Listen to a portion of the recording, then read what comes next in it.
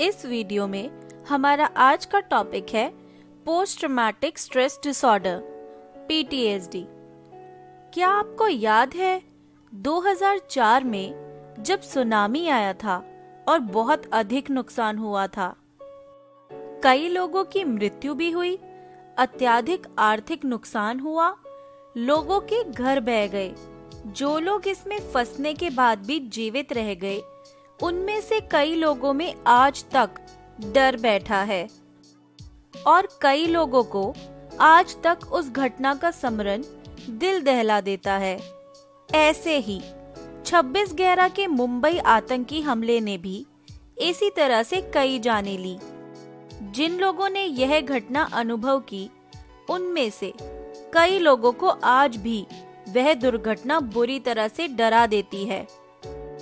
ऐसी दुर्घटना किसी भी प्रकार की हो सकती है, जैसे कोई अपराध, हमला, अपहरण होना, प्राकृतिक आपदाओं में शामिल होना, किसी जानलेवा बीमारी का निदान होना, शोषण होना इत्यादि।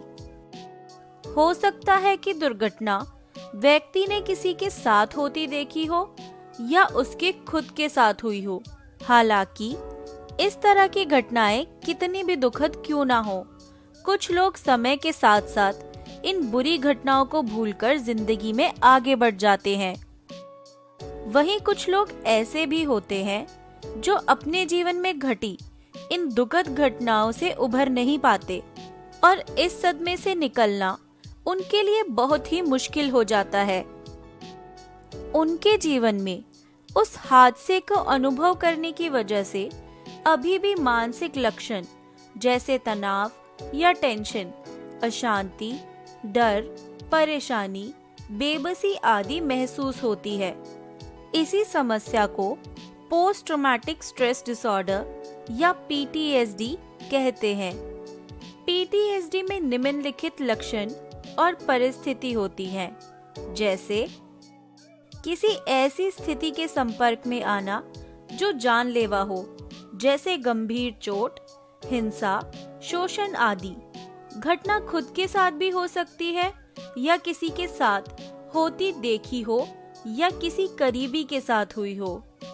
अनैच्छिक और दखल देने वाली घटना से संबंधित यादें बार बार मन में आना या सपनों में घटना से संबंधित चीजें आना या ऐसा महसूस होना कि मानो वह घटना फिर से हो रही हो।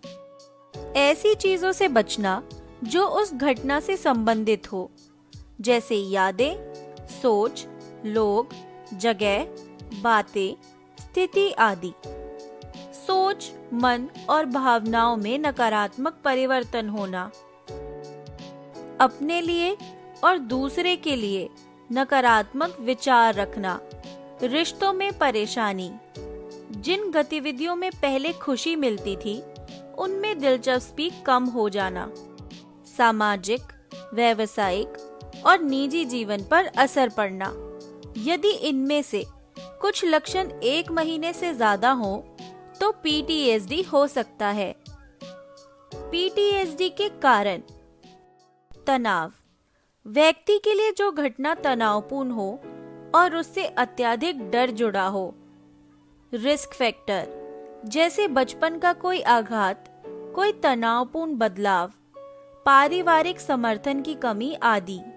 कुछ प्रभावित लोगों को ऐसी स्थितियों का युक्ति संगत यानी कि रैशनलाइज करने में परेशानी होती है, इसलिए उन्हें ऐसी घटना के बारे में सोचने पर भी तनाव महसूस होता है।